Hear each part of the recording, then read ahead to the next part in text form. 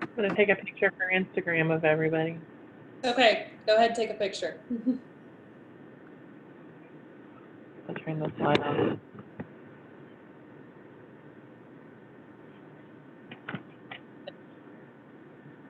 All right, it is 12:31. I've already started recording, so I'm going to go ahead and get started to be respectful of everybody's time, because I know that even though we're working from home, time is still pretty short. So just a reminder, if you are not a panelist, go ahead and put yourself on mute. I see most of you have, that's great. And then panelists, if you are not the person who is actively speaking, and I will pick and choose who answers the question, you'll all get a crack at every single question. And I'll kind of go in random order. Go ahead and drop your name and your business information into the chat right now so we can see who's here. And if you guys want to connect one-to-one afterwards, you can do that. There will be a post-webinar packet that will be sent out to chamber members. So that's the benefit for them to get the packet of information. And it's a great packet, by the way. The panelists did a really nice job of answering additional questions. So thank you guys for spending that extra time to prepare for this. At this time, I want to go ahead and welcome everybody to the Recovery Roadmap. This is the second part in our 4-part webinar series. On behalf of the Farragut West Knox Chamber, I'm Julie Blaylock. I am the head janitor and CEO, all in one. So thank you guys for joining us. And on the panel today, we are going to be addressing content and messaging. So the first panel talked about advertising, different platforms that you can utilize to advertise your business, ones that you might not already be thinking of. This is going to focus on content and how to get your message across. So if you're going to advertise, what do you want to say?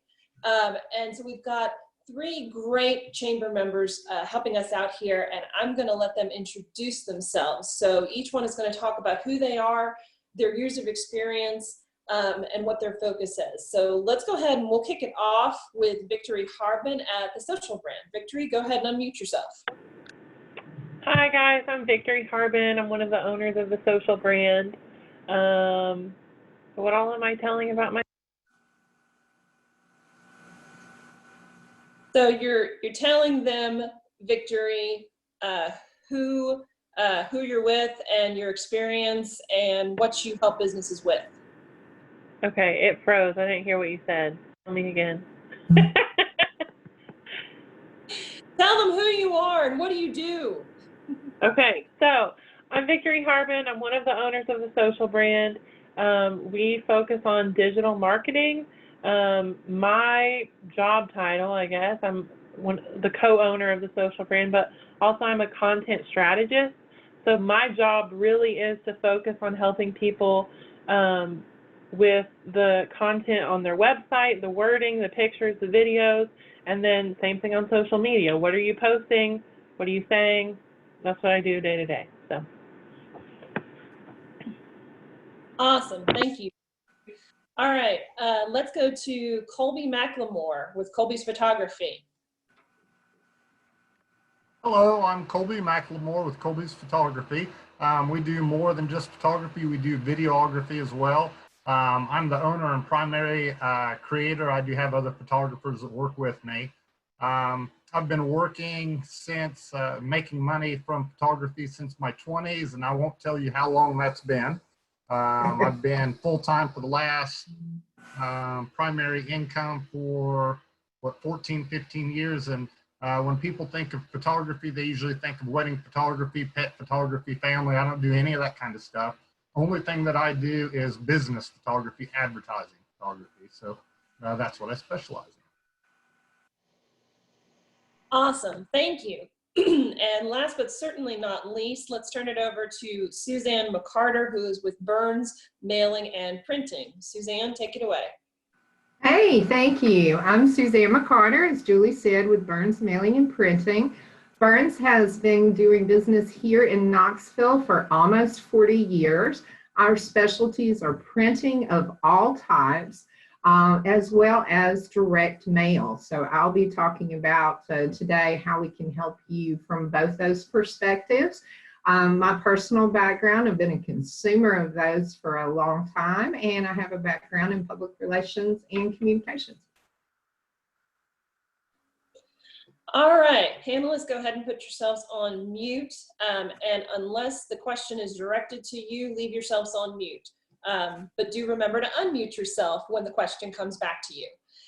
We're going to go ahead and kick it off. We've got 5 live questions that we know we're going to tackle. And as the panelists answer these questions, everybody, go ahead and drop your questions in the chat. So if there's something that they mentioned that you want to know a little more about, whether it's a service or whether it's a website or anything like that, feel free to drop that in the chat, and I'll be checking it and I'll pose those questions and we'll bounce around after the fact. All right? Okay, so the first question for our panel is, what's the #1 thing that a business owner or marketing manager can do now, even though they're not open yet perhaps? What can they do now to prep for a recovery strategy when it comes to their message and their content? Let's go ahead and we'll start with Colby. Colby? Okay, from a marketing standpoint, I think this would be applicable across the board, definitely within the photography, and some people take a little while to understand the angle on that. But to figure out where you're positioning yourself, who are your clients? So start talking to your past clients, seeing what type of commonalities you have, and not just your past clients, but your best clients. Also find out not what features you have, but what benefits. And this should be repetitive to last week's if you're listening to that. Examples, what are they wanting from somebody like you, and what pain points are you solving? How that translates photographically is you want to photograph things that are showing the solution to their problem. What you don't want to do is say, hey, I'm experienced. Nobody cares if you're experienced. What that means is it's hassle-free. It means no surprises. So the benefits and how you translate that visually. Awesome. All right, let's take it over to Suzanne McCarter. Suzanne, the question is, what's the #1 thing that a business owner can be doing right now to prep for the recovery in terms of their message and their content? I really think, Julie, it's a lot of those marketing tasks that when it's business as usual, a lot of us, despite our best efforts, are putting out fires and dealing with the things that are right in front of us. And we don't always have the time for analyzing the data. Looking at it from, a direct mail perspective, somebody who's using that methodology may have an existing list, but is it targeted enough? Are you getting measurable results from it? Now it's really the time to pause and do that data analysis so you can update your message for when things reopen. Okay, and then Victor, the question is, what's the #1 thing that you would tell a business owner to do to prep for their recovery strategy when it comes to their content and their message? Okay.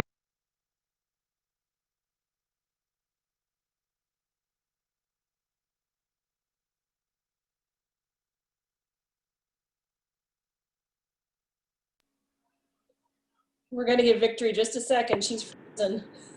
Okay, can you hear me now? Yes. Okay, so the one thing that we teach at the Social Brand is that there's really 2 parts of promoting your business, and the first part being brand image or branding of your business, and that's really the foundation of your business. This is like things that aren't changing all the time. So to build on what Suzanne just said, spending that time to analyze what you're doing. So I would start by analyzing your brand and making sure that it's a proper representation of what your brand is. Again, like Colby said, that it's targeting the correct people and that it is relevant. If it's 20 years out of date, it's no longer going to be a good representation of your business. So starting with that brand image and really making sure that it's up to date, it's relevant, it's a good representation of who you are as a business, And then if that is kind of on par, it's where you want it to be, then I would look at your ongoing marketing efforts, because again, just like Suzanne said, the things that were best practices before are still best practices, and they're still working right now.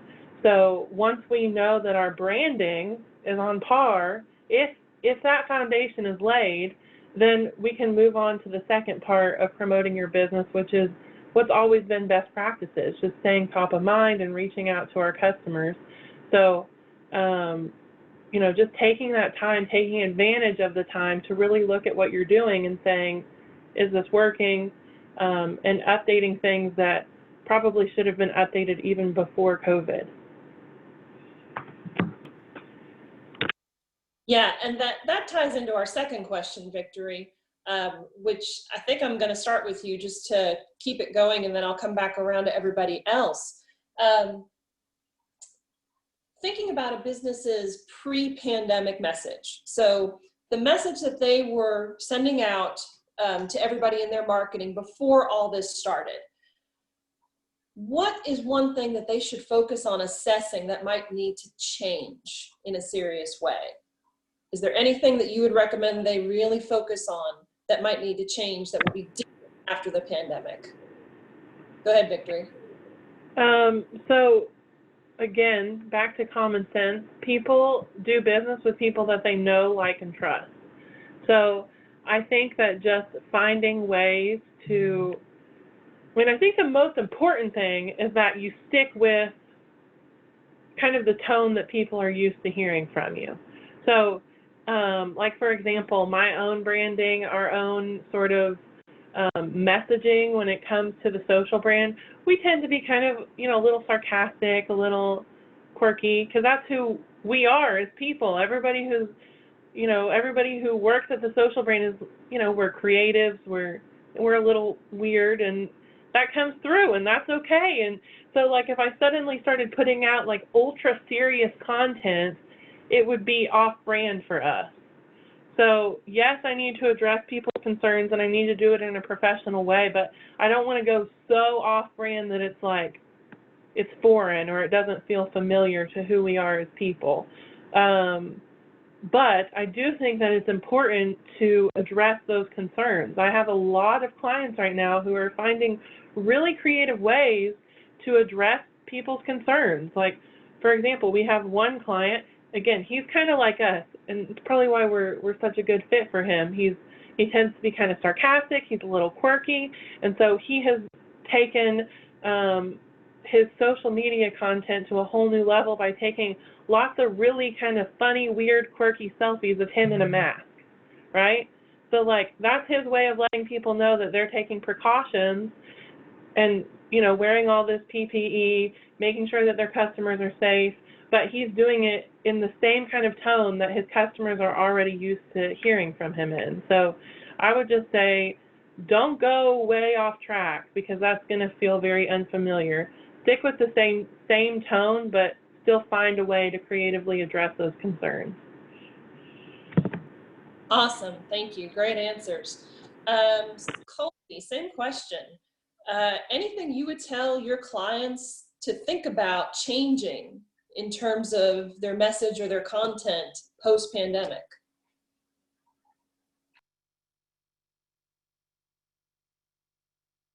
Okay.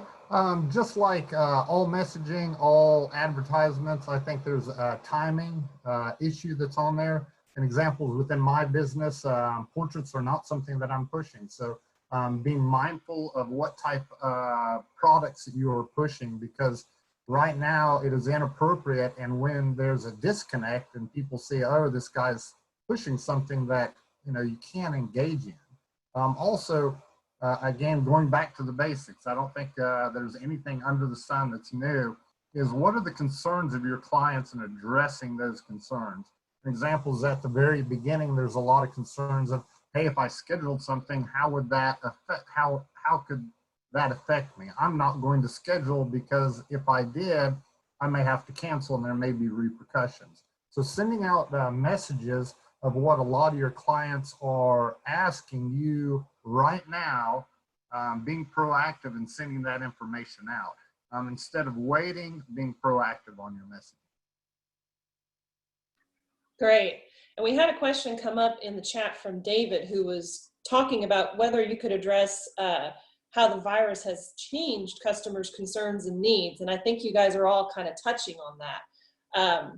And it's very much at the forefront of our minds. But David, if you have further questions related to that, let us know and drop that in the chat. All right, Suzanne, over to you. Same question. What's something that you would tell customers or clients to think about changing in the post-pandemic world in terms of their message? Well, you know, a lot of the clients that we're fortunate to support through printing and mailing, many of those are nonprofits that have always relied on traditional fundraising, a festival, an event where people gather, as well as, you know, traditional methods of soliciting donations like direct mail or email campaigns. I think for those, be it a nonprofit or someone else who is marketed in those group settings that just aren't going to be coming back for a while, we still have to re-engage in the marketplace. So I think looking at methods in addition to electronic and social media, such as direct mail, that you can reach out to people. We've definitely seen an uptick in folks who haven't utilized direct mail opting to for a couple of reasons. And so my biggest piece of advice, whether you're considering direct mail or all the other various ways we all get the messages out about our business, give some time and maintenance to your contact list, whether it's one you've purchased, one that's in-house, a combination of the two. It's really time to give that some maintenance, some list updating, and then you have all the correct information to reach out to people, whatever method you're going to use. Great, awesome. All right, so the next question on the agenda feels like kind of a big one to me. I don't know, you guys are the professionals here. The question is, how does a business determine a good story to tell? Not just any story, how do they determine a good story to tell out of all the stories that they might have to tell for their business? Colby, do you want to pick that one up first? Again, I hate to keep rotating back to the basics, but that's just reality. It always gives the basics. So in telling a story, there's a new trend right now about making sure, and it's not a new trend, it's the same trend that's always been around, is telling the story from the client standpoint. They don't care about my standpoint, about their standpoint. What challenges are they facing? Unfortunately, a lot of things are, people are motivated through challenges and pains. And then that your customer is a central character within the story, and that you're just an advisor to help them through it. You're there to help them as opposed to just creating something out of magic. So figure out what the pain points are, how you address them, what benefits you create, and then also I think there's an element of what sets you different from your other competitors. So part of the story should be, why would you choose our company compared to everybody else's company that has similar services? What do you bring that's unique, a unique selling proposition? What are you bringing to the table? And then sort of like what Victory had mentioned, another, again, I think a little bit more advanced when you get more business, is to have some of your quirkiness, sort of your personality, not only what sets you apart from a benefit standpoint, but from an inner relationship standpoint, so that people connect with you in a deeper way. So again, a point of view from the client, not your point of view. How do you solve their problems? Make sure that's in there. Then also a part of what makes you unique in that process, not only from a feature standpoint, or not a feature or benefit standpoint, but also from a personality standpoint. I think that last part, like Victory had mentioned, is very important, because it keeps an authenticity of not just your messaging throughout the process, but it also allows you to be more real. It's much easier for me to seamlessly work throughout my business as if I'm being honest and upfront, and having that part of the messaging helps as well. Great. Suzanne, let's take it over to you. How do you help a customer or a business figure out a good story to tell, especially on direct mail on a printed piece? Absolutely. And, one reason I really like direct mail is, an effective piece, of course, always has that traditional call to action. However, you're couching it. As Colby mentioned, of course, an outstanding visual really is the first thing that grabs the attention. But I love the fact that a good direct mail piece, even if it's not acted on right away, is often it goes on the fridge or it goes in the to-do list. And that investment in proper messaging, both from the content standpoint, as Victory mentioned, and the visual, as Colby mentioned, gives that a lot more impact than just when it's received. I think right now for, in addition to cleaning up who you want to reach, one thing that we did, if I have time for a brief example, we had folks who had a whole in-person sales campaign planned. They were making personal sales calls on IT purchasers throughout the state of Tennessee. They were going to every city, every county, and all of a sudden that's not going to happen anymore. And they doubted their ability to translate this information via a Zoom or an online demo or something of that nature. So they went back and revised the plan to include these electronic means, but they introduced it all with a very targeted use along with the presentation mailer that, for under $1,000 reached 679 of the exact folks that they needed to participate. So, I think oftentimes, we know that there's some great economies of scale for digital media, as I'm sure Victory can attest to. And we know from Colby that a good image, pays numerous returns once you have it. But I think it's awesome to think about the continuing returns you can also get from direct mail. Awesome, thank you. And then coming back around to Victory, I know we've already touched on a lot of different points, but as the social brand, social media and digital, how do you help someone pick out that one good story that they need to tell? Well, I'm going to steal my answer from a book, and I'll recommend this book to everybody. We actually buy this book and give it to a lot of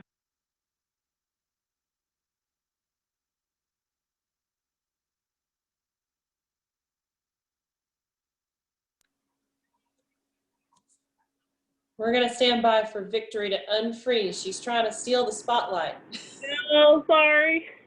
I said that I was going to steal my answer from a book. So the book is called Building Your Story Brand by Donald Miller, and it's a fabulous book. I've given out like over 50 copies of it because I love it so much. But I recommend that every business owner buy it and read it. We recommend that all of our clients read it.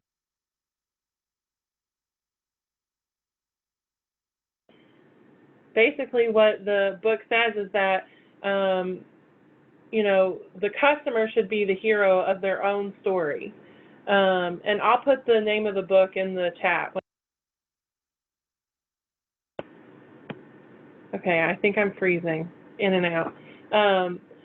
So basically what the book says is that the customer should be the hero of the story, and that you come in as their guide. So just like in a movie, there's the main character, and then we have secondary characters who kind of act as a support to that main superhero, right? So you want to help your customer solve the problems and the pain points by bringing you in as a support, versus if you make yourself the hero, of your own messaging, it's all about like, oh, we do this, we do that. It's very braggy, and people don't care for that. Nobody cares about you, right?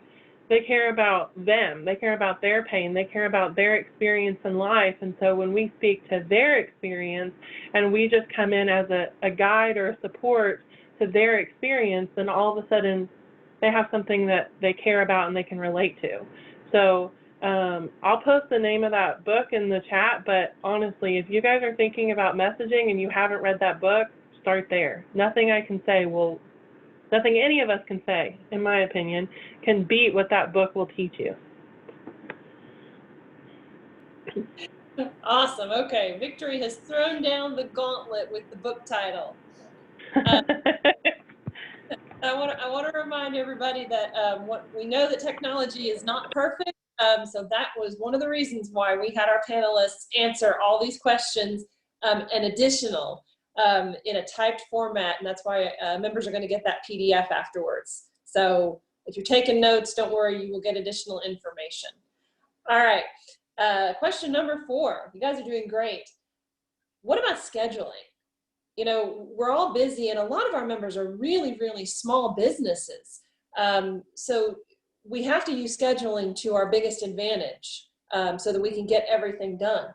What's the best way to schedule getting your message or your story out to potential customers? Are there tips or tricks that you guys use in your business to do that you can share? Colby, you want to start it off? So from a photographic standpoint, that's a very important question. When do you invest in photography? How much do you invest? And the frequency of that. Social media, the expectations within social media are very low. So having shots of what you're doing in your business, having photographs behind the scenes, you helping out a client, having images like that, unless you're a high-end brand trying to keep a consistent look across the board with everything, which is very good, but a lot of small, medium-sized businesses can't support that investment. Where people usually invest more are things that are more evergreen, that last a lot longer. Examples, anything on your website, this is something they're going to look at again and again and again. As Suzanne mentioned, the first thing you see when you open up a website, when you look at a direct mail piece, when you open up the newspaper, please take the effort to think and notice where your eye goes, and it always goes straight to the image. And then only after you look at the image are you willing to read about it. You don't hit play on the video till you see the image on the front. So evergreen content, it's much more apropos to invest in it. So scheduling as much as you can, but you don't have to invest in high-end photography unless you're going to want a good return from that. The one that really amazes me are billboards. To see a billboard where somebody hasn't invested basic graphic design money and it's just crammed with information and you don't have time to read it unless you wreck. Just take your time. There's some people that can guide you, as Victory had mentioned. There are guides that can help you along the way. And I think any one of the three of us could do that, me visually. Colby, I'm going to stick with you for just a second. We had a question come up in the chat that I think you can add to. What about the concept of videography, specifically welcome videos on a website? What's your opinion? Do you recommend that? So I think that some other panelists that we have this time and others would be more strategic, as in how it affects websites in particular. When you look at video compared to stills, stills engage within a moment. So by glancing at it, the message is given. And I do videos as well. Video has to have, it's considered lower in the funnel. It's somebody that's more interested, somebody that's already bought into you as a possibility. And now at this point, they're trying to find out what makes you different than the other people. So from a website standpoint, I think it is a phenomenal idea, as in just higher end, hey, just I'm a possibility. I'm one photographer among millions. I don't think it has as much value as a still. So it just depends on where in the buyer's journey. Are they just now, do they need your help? Not videos. If it's down the line of, oh, I do think I could gain value, I think it gains more value. When it comes down to, is it me or somebody else? I think it gains more value. And the opposite is true within stills. Awesome, thank you for that. Let's go back to Victory real quick. And Victory, can you talk about scheduling? So I know that with social media, there are scheduling softwares and things like that. How do you schedule your message to roll out on social media? And can you also talk a little bit about, should you use video on a website? Is there value to that? Go for it. So let me start with the video, because that's an easy place to start. Absolutely, video helps. There are studies that tell us that adding a video to a landing page makes it 5 times more likely that your visitors will convert. I mean, that's a big number and a big claim. So using somebody like Kolbe, I would just say that the expectation for video quality on a website versus the expectation for a video on social media is different. So what I have found is that highly produced video content works fabulously on websites. That's what people expect, and that's what people want to see. However, sometimes an overly produced video on social media doesn't come across very well. People feel like it's almost inauthentic, it doesn't get a lot of engagement, and so what we find is that somebody will put all this money into the social media video and post it, and they're not even getting as much engagement as they get from like a selfie from a team member. So that can be frustrating. And I would say that's true for like Facebook and Instagram. LinkedIn, actually, highly produced content seems to perform well because people are used to seeing that really professional, polished look because it's LinkedIn. Now, the question about scheduling, I highly recommend that people schedule out their content. However, with that being said, I have seen a lack of performance of posts that use scheduling platforms, which is frustrating because I do social media for a lot of people, and that means that I have to natively post all of my content for each client, which has added to my workload and the workload of my team. But at the end of the day, if you put a lot of time and effort into a campaign on social media, and then you take a shortcut by posting it with a scheduling tool, you're stealing from all that time and effort you've put into creating the content. So yes, I think you should schedule your content. I think you should pre-write it and really think about how to put forth a cohesive story. But I think that you should post it natively when it's time. Don't use a tool, because I'm telling you, I do this day in and day out, and if you post something natively versus using a scheduling tool, you will always get more engagement on the post that you posted natively every time, which is unfortunate because I wish I could take shortcuts.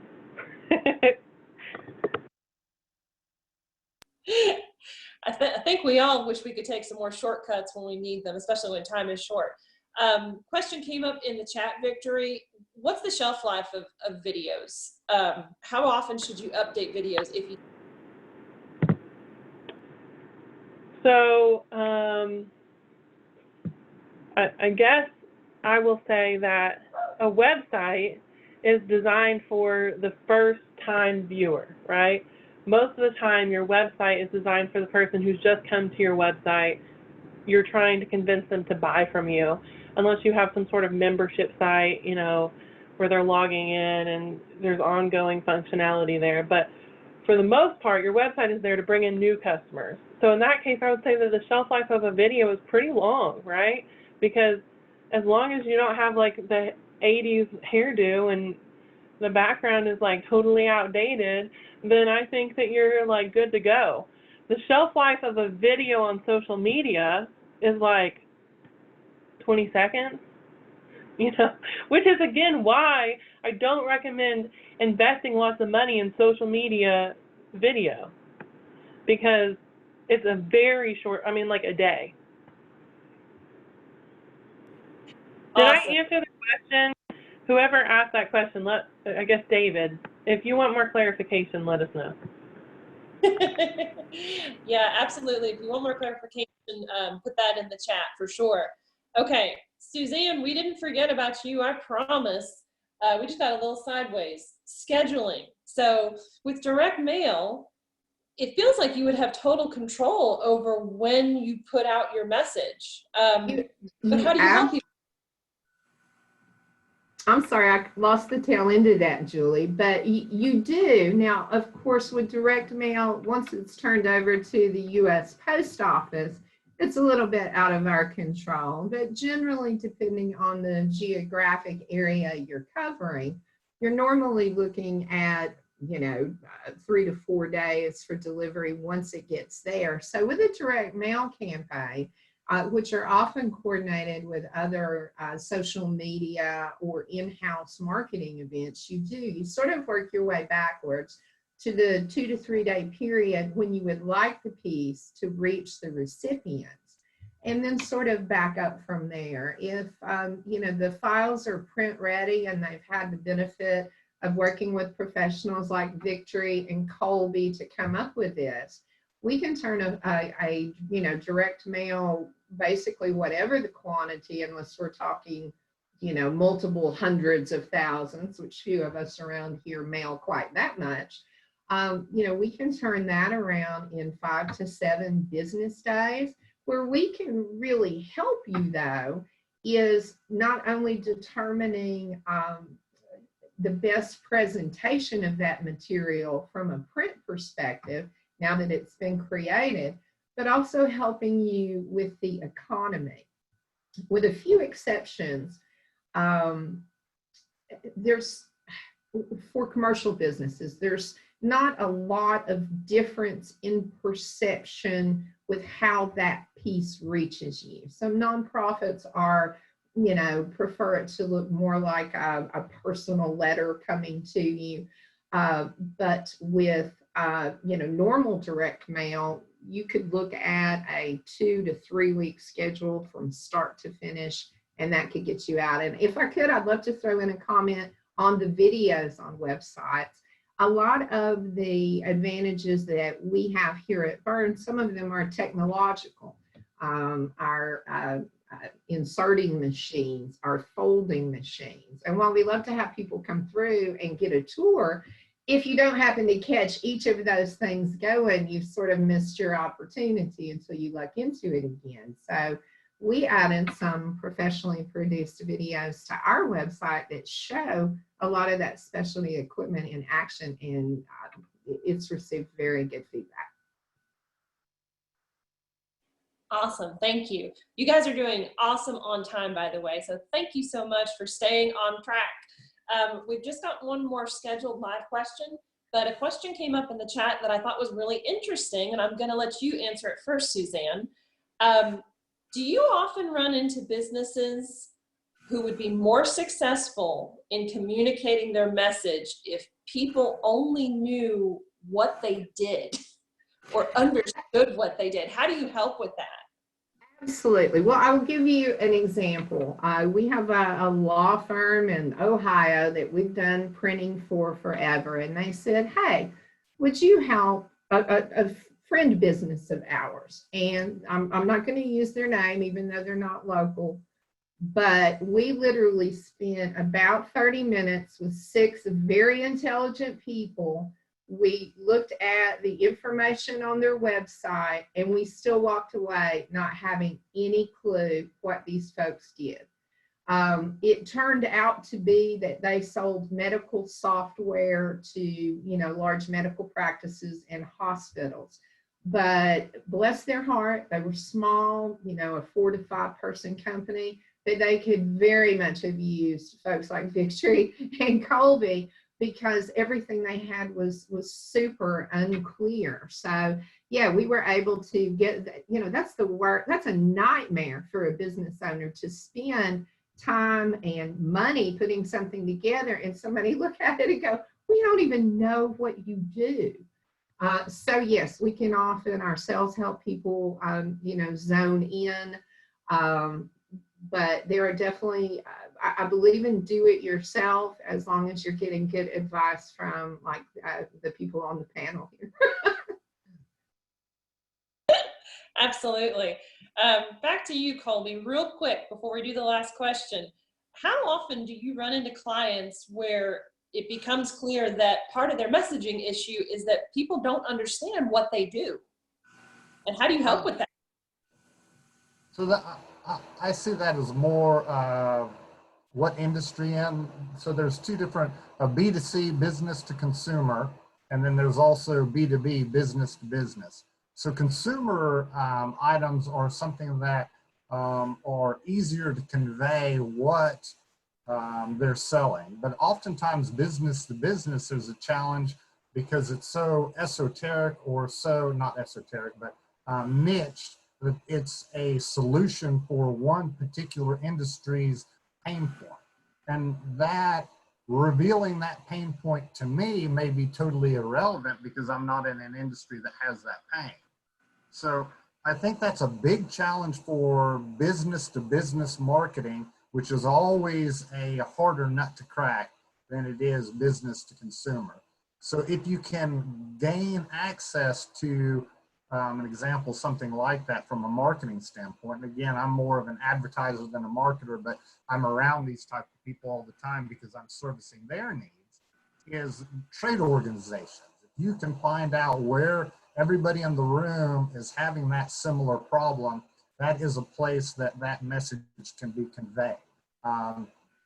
Again, that's a harder nut to crack for marketers, and I'm in particular an advertiser. The difference is marketing is more strategic. Once they tell me this is what they want, I'm good at executing and targeting that particular group. Awesome, thank you. Victory, do you have anything to add to that? Do you often run into clients where you can tell that one of their primary issues is people don't understand what they do very well? And how do you help? Can you hear me? I think that every business would do better.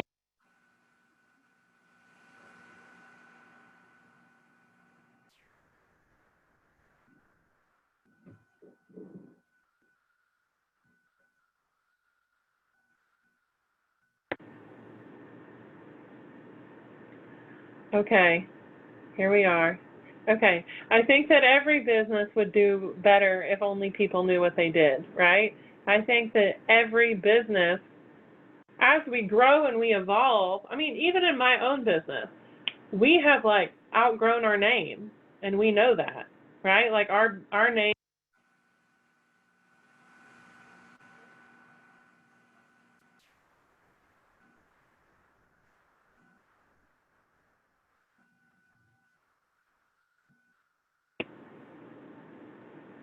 Oh my gosh, I'm dying over here. Okay. This internet is driving me crazy. So the goal for most businesses is that you expand beyond what you started doing, right? So, we started out as the social brand because we did social media. Now we do all sorts of digital advertising. Earlier today, I was talking to somebody in a trade industry, and their name is very specific to one trade, but now they offer a lot of other services. So, that's their thing. Is like, okay, they have this name recognition with this name, but now they offer all these other services. So I think that it's a very common issue, and, there's always kind of this teeter-tot of, you know, is this a messaging issue? Is this a naming issue? Is this a, like, where does the issue lie? And I think that's where the strategy piece really comes in, where I was talking about in the beginning. Look at your branding, look at your brand image, and kind of identify where the issue lies. Let me give you the last question while your internet is still playing nicely with us. Okay. Fingers crossed. What does success look like? So how do you know that a business has been successful in communicating their message and using the right content? Well, I would say that my answer is twofold to this. So the first thing is that every business has, the formal fancy answer is a KPI, which is a key performance indicator. In normal folk language, we call it like the magic metric, which is like, if you can make this thing increase, then you're successful, right? So like, let me use an example of like a trade business.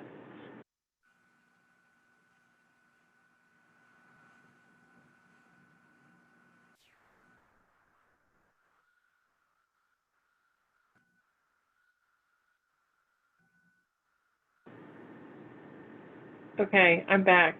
Let's say like a window company. Their KPI would be that the more estimates they're able to give, the more jobs they're probably going to win, right? So let's say in a retail shop, the more foot traffic they can get physically to come through their store, the more transactions they're probably going to have. In my business, it's the more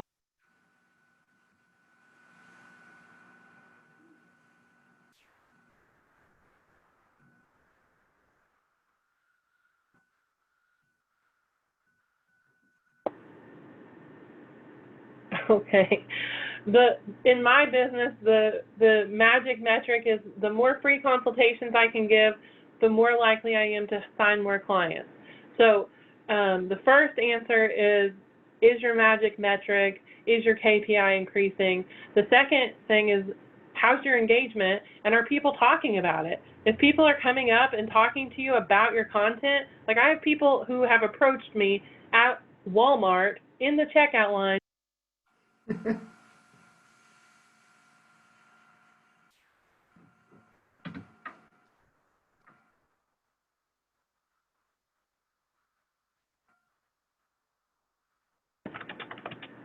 All right, we have to hear the end to the Walmart story. You're back. I was saying that I've had people approach me at Walmart about content.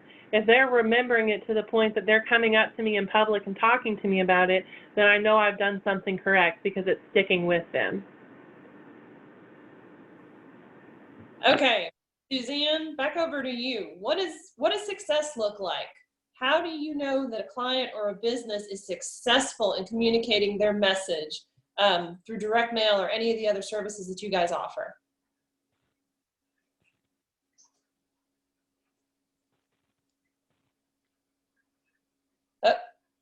Suzanne, you're on mute. Unmute. Sorry about that. I thought I had. As I was saying, I agree with Victory. You have to have a metric of some sort. And it can't just be a general sales trend up, because there could be other factors at work that are impacting that.